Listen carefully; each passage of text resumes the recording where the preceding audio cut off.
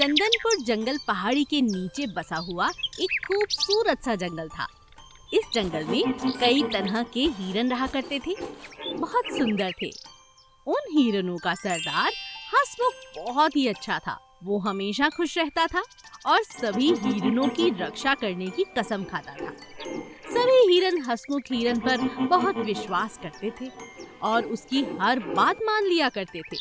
एक दिन उस जंगल में पड़ोस के जंगल से एक बहुत बड़ा हिरन आ जाता है और वहाँ हरी हरी घास को बड़े मजे से खाने लगता है।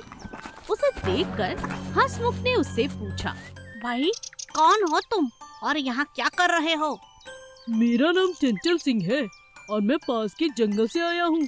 क्या मैं आपके यहाँ रह सकता हूँ? हंसमुख ने उस पर तरस खाकर उसे वहाँ रहने की इजाजत दे दी।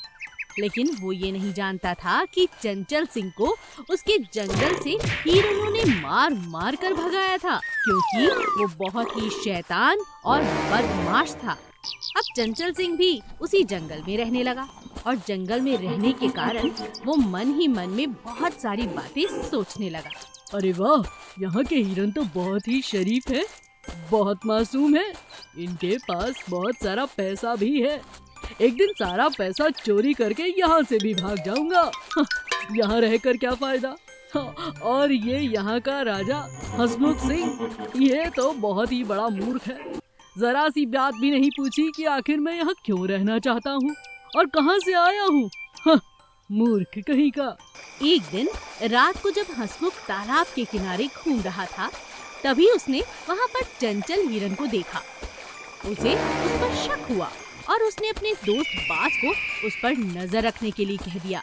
हंसमुख के दोस्त उड़ान बाज ने उस पर खूब नजर रखी और एक दिन मौका पाकर जब चंचल सभी हिरनों के पैसे उठाकर भागने लगा, तो अचानक उड़ान बाज उनके सामने आ गया और उसने शोर मचाकर सभी जंगल के वासियों को इकट्ठा कर लिया। शोर सुनकर सभी हिरन बाहर आ जाते हैं और उड़ान बाज भी सभी को चंचल की करतूत के बारे में साफ साफ बता देता है। यह सब सुनकर सभी हिरन उसकी खूब पिटाई करते हैं। छोड़ दो। अरे बस करो, जा रहा हूँ। ये लो अपना पैसा, मैं जा रहा हूँ भाई। तभी वहाँ पर हंसमुख आ जाता है और हिरन से कहता है, चंचल, तुमने बहुत गलत किया। यहाँ पर सुख शांति और अमन रहता है। तुम पर तरस खाकर तुम्हें यहाँ रहने दिया, मगर तुमने हमारा नाजायज फायदा उठाया। अब तुम यहाँ से जा सकते हो। भूल कर भी इस जंगल में कभी मत आना। तुम यहाँ से चले जाओ। चंचल अपना मुंह लटकाए बहुत दुख के साथ जंगल से चला जाता है और सोचता है, मैंने बहुत बड़ी गलती की। जीवन सुधारने का एक अच्छा मौका था, मैंने गवा दिया। कागज की नाव। एक दिन कछुए के छोटे छोटे बच्चे नदी किनारे घूम रहे थे। वहीं पर प्यारे प्यारे मेंढक के बच्चे भी घूम रहे थे। बरसात के दिन थे, पानी बड़ी तेजी से बह रहा था। अचानक बच्चों ने देखा प्यारी सी कागज की रंग बिरंगी नाव पानी में चलती हुई आ रही है। तभी मेंढक का बच्चा कहता है, वो देखो, वो कागज की नाव जैसे लकड़ी की होती है वैसी ही कागज की लग रही है। बहुत हल्की लगती है। चलो हम इस पर बैठकर देखें। मेंढक के बच्चे उसकी बात मानकर उस नाव में चढ़ जाते हैं और बहुत आनंद लेने लगते हैं। वाह, मजा आ गया। देखो हम कितनी दूर तक निकल आए। धीरे धीरे कागज की नाव गलने लग जाती है और नाव टूट जाती है। मेंढक के बच्चे डूबने लगते हैं। अरे अरे, ये क्या हो रहा है? कोई है? बचाओ बचाओ।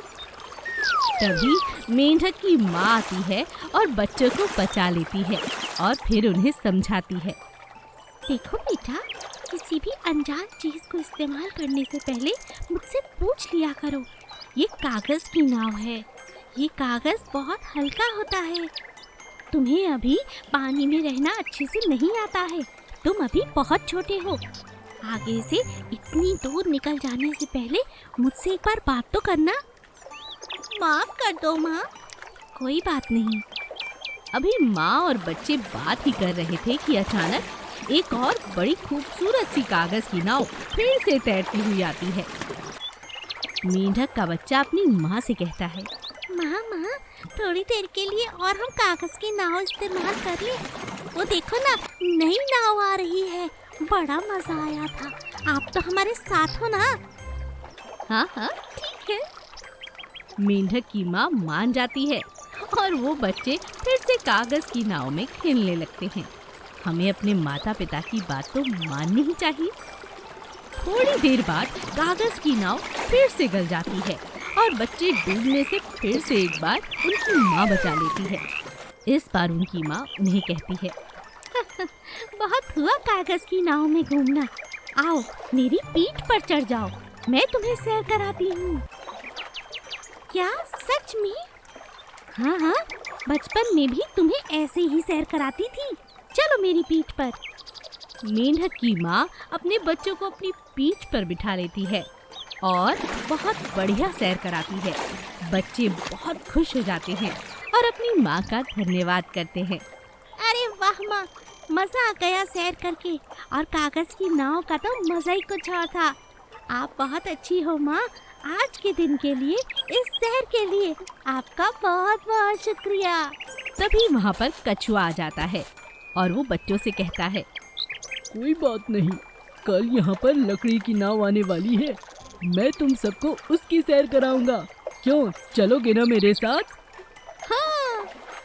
बच्चे बहुत खुश हो जाते हैं और अगले दिन सचमुच की लकड़ी की नाव में सैर पर निकल जाते हैं। सफेद बकरी। गांव में हर किसी के पास बकरी थी, लेकिन पूरी सफेद बकरी किसी के पास भी नहीं थी। एक दिन गांव में गोपाल नाम का एक लड़का अपनी चाची को मिलने के लिए आता है और उनके लिए एक बहुत खूबसूरत सफेद रंग की बकरी लेकर आता है। अरे चाची, कैसी हो? ये देखो, तुम्हारे लिए सफेद बकरी लेकर आया हूँ। मैंने देखा है तुम्हारे गांव में काली पीली भूरी बहुत सारी बकरियां हैं, मगर सफेद एक भी नहीं। कैसी लगी चाची बकरी? अरे इतनी खूबसूरत बकरी, वाह वाह, बहुत ही अच्छी है। तू तो मेरा लाल है रे। आजा आजा, खाना खा ले। अगले ही दिन गोपाल अपने घर लौट जाता है और उसकी चाची बहुत प्यार से उस बकरी को पालने लगती है। अरे बाप रे बाप, गोपाल की तो जितनी भी तारीफ करूं कम है। कितनी सुंदर बकरी है। अरे राधा, देख तो जरा, गांव का हर कोई हमारी बकरी को देखना चाहता है। हर घर से कोई ना कोई इसे देखने जरूर आ रहा है। अरे बाप रे बाप, इसे नजर ना लग जाए, इसे काला टीका लगा देती हूँ। राधा उसकी माँ बहुत खुश थे। सफेद बकरी भी नए घर में आकर बहुत खुश थी। नए नए लोग उसे मिलने के लिए आते और उसके लिए थोड़ा थोड़ा हरा चारा लेकर आते। उसे इस नए गांव में बहुत अच्छा लग रहा था। लेकिन पड़ोस में रहने वाली चंपक चाची को ये बात बिल्कुल बर्दाश्त नहीं हो रही थी। चंपक चाची को लगता था कि इतनी खूबसूरत बकरी तो उनके पास ही होनी चाहिए। तो रात के समय चंपक चाची ने 2 चोरों को पैसे देकर एक बात कही। देखो, मैं बात बताती हूँ तुम दोनों को क्या करना है। यहाँ जाओ, ये पास का घर है ना, यहाँ सफेद रंग की एक बकरी है, उस पर ये बाल्टी पानी की डाल देना। चोरों को चाची बताती है कि उस पानी के अंदर दवाई है, मगर ऐसा कुछ नहीं था। उस बाल्टी के पानी में बहुत सारा नीला रंग था, जो उस बकरी पर लग जाता तो वो नीली हो जाती। यही सोचकर चंपक चाची उन्हें पैसे देती है और पानी की बाल्टी थमा देती है। दोनों चोर सफेद बकरी के पास पहुंचते हैं। आंगन के आसपास पहुंचते ही अचानक तेज तूफान आ जाता है और डरते हुए दोनों चोर जैसे ही आगे बढ़ रहे थे तो हवा के कारण अचानक दोनों में टकराव होता है और पानी की बाल्टी दोनों चोरों पर गिर जाती है, जिस कारण दोनों नीले हो जाते हैं। बाल्टी के गिरने की आवाज सुनकर राधा अपनी माँ के साथ बाहर आती है और नीले रंग में सने हुए 2 लोगों को देखकर हैरान रह जाती है। अरे अरे, तुम लोग मेरे आंगन में क्या कर रहे हो? और ये तुम्हारा रंग नीला कैसे हो गया? राधा पूरी बात समझ जाती है और चंपक चाची को उनके आंगन की तरफ झांकते हुए देख लेती है। माँ, वो देखो चंपक चाची, लगता है इन सब की मिली भगत है। जरूर ये हमारी सफेद बकरी को नीला करना चाहते थे। चल मेरी प्यारी बकरी, अंदर चल, नहीं तो तेरे पैरों में ये नीला रंग लग जाएगा। राधा अपनी बकरी को लेकर अंदर चली जाती है। चंपक चाची और चोरों को तुरंत वहाँ से दुम दबाकर भागना पड़ता है।